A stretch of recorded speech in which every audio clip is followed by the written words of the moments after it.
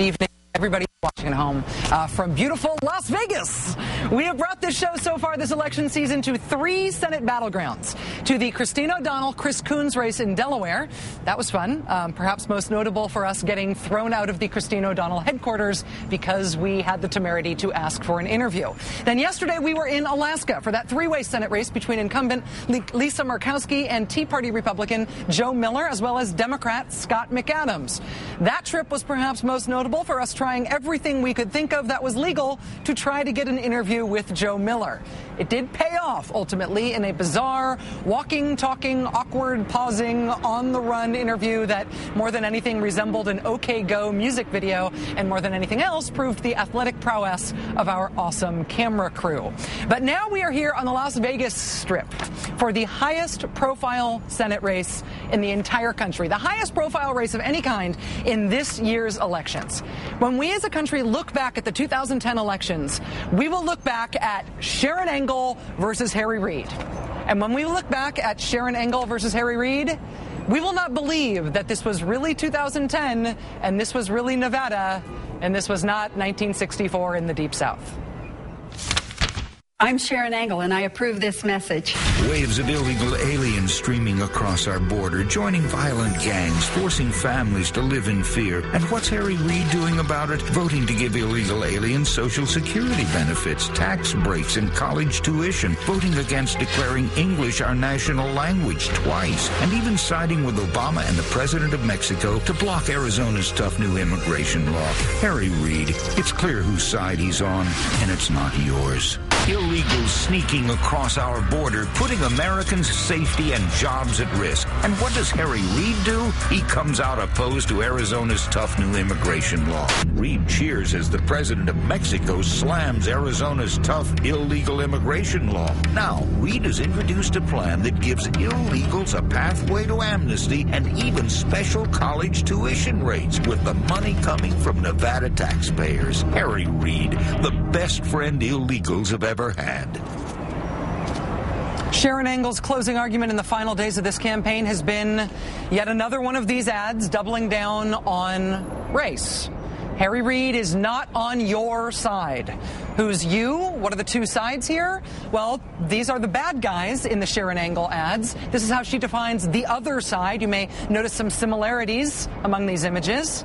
And this is what she says is the other side. This is the bad side.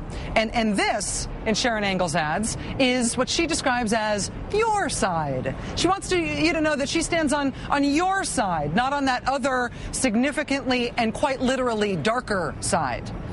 The ads are called things like best friend and thanks, pal, to make clear that Harry Reid is the pal on the side of the menacing brown people. And Sharon Engel, of course, is on the other side. Sharon Engel is on the side of the white people. It is as blunt as that. All of the national attention, all of the outside money, all of the candidate fundraising, all of the press, all of the issues, all of the challenges facing the state of Nevada, all of the campaigning, it is all boiling down to the Republican candidate making her closing argument case that she stands with white people. And the Democrat stands against white people by standing with Latinos. And therefore, you should vote Republican, white people. That's what it boils down to. Welcome to the new century. Same as the old century. You know, her recent ads have made it appear like all Latinos are gang members, which is just outrageous, and I guess racism is alive and well. They understand that they're trying to criminalize an ethnic group.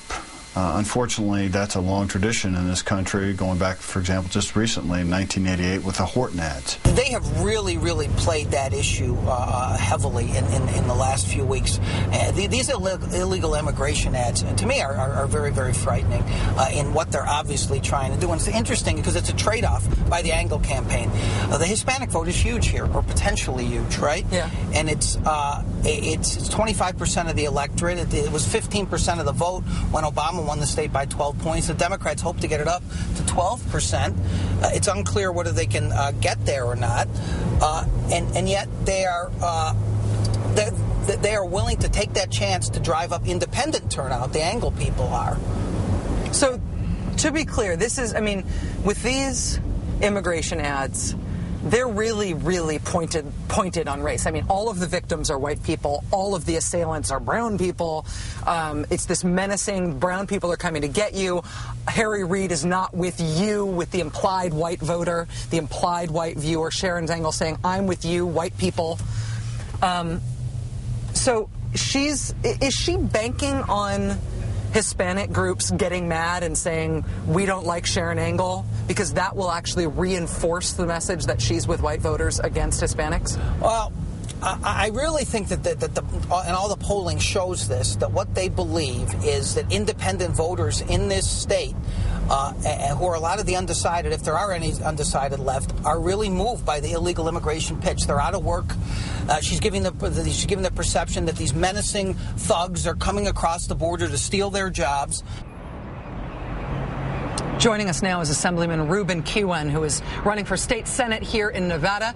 Mr. Kihuen is the first Hispanic immigrant to be elected into office in modern Nevada history. Assemblyman Kihuen, thanks very much for your time. Really appreciate it. Thank you, Rachel, and welcome to fabulous Las Vegas. Thank you. It is quite fabulous, even on a Wednesday. It is. It is. Sharon Engel has 3 immigration-focused television ads that show, to my mind, menacing-looking Latino men. She says they're streaming across our border, leaving our families in fear. All the pictured families appear to be white families. Is this typical Nevada politicking, and we're just nationally paying attention to it because of this high-profile race, or is this not usually the way things are done in Nevada? You know, this is an unprecedented race here. We obviously have the Senate Majority Leader running for re-election.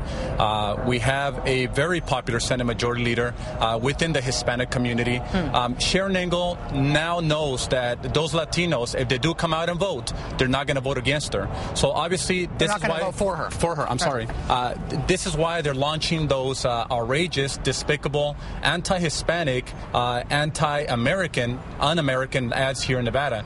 And I think it depicts the immigrant community as if we were all thugs, murderers, rapists, but they don't depict those hard-working immigrants, those lawyers, those police officers, those elected officials that many of us are. And I think it's wrong and it's unacceptable here in our state. Everybody thinks that the calculus behind this is that the Republicans know they will give up all hope of certainly all Latino voters, but probably all minority voters by doing this. But they think that it's worth it because they will lock up all of the fearful white vote that they can scare up with this sort of thing. That calculus only works if Latinos aren't inspired by that sort of politicking to turn out and vote against her. What are you seeing in terms of signs about Latino turnout? Look, I've been campaigning for Senator Reid for the last year, and I don't think I have seen the Hispanic community more motivated now than ever because of these ads. Just 2 weeks ago, they're about to launch the Don't Vote ad. That right there caught the attention of the Hispanic community, and I don't think we could have had a better gift to mobilize and to energize the Hispanic community than that ad and also all this anti-Hispanic ads. You know, I spoke with Senator Reid today. I tried to get an interview with Sharon Engel. She wouldn't agree to one. But Senator Reid raised that Don't Vote ad, and that was run by an outside group telling Latino voters, Democrats haven't done anything for you. Don't vote. Didn't even try to make the case for Sharon Engel. Just said don't vote. It was a Spanish language ad. It was pulled pretty quickly, but it made a big splash. Do you think that will scare people or persuade people into not voting? You know what? Look, most people here in the state of Nevada are very well aware that this is the most contentious race in the nation and the most important. At the end of the day, if they allow one ad to persuade them to not go vote, obviously that person is not well informed. We're excited, though, that these ads have energized our Latino community.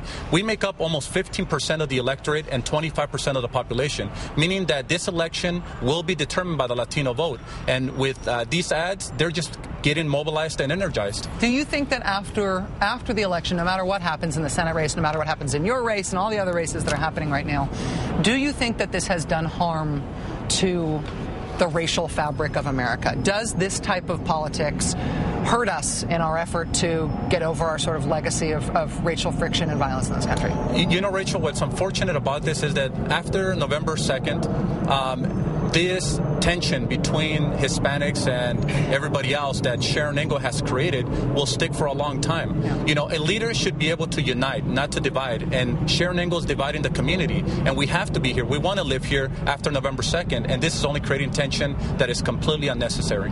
State Assemblyman Ruben Kihuen, running for state senate. Good luck in your race, sir. Thank you so much. Thank you for your time. Appreciate it. So we are live in Las Vegas, as you may be able to tell from what's behind me. So exciting. There's a giant Donnie and Marie and everything. Part of the reason that we are live in Las Vegas is because this is quite literally the last thing I could think of to try to do to get that Sharon Angle interview that we have been asking for months now. So, John, you can be totally blunt with me. You don't have to sugarcoat it all. I'm not going to get a Sharon Angle interview while I'm here, am I? I think the odds are better if you're hitting megabucks. I'd go into the casino right now.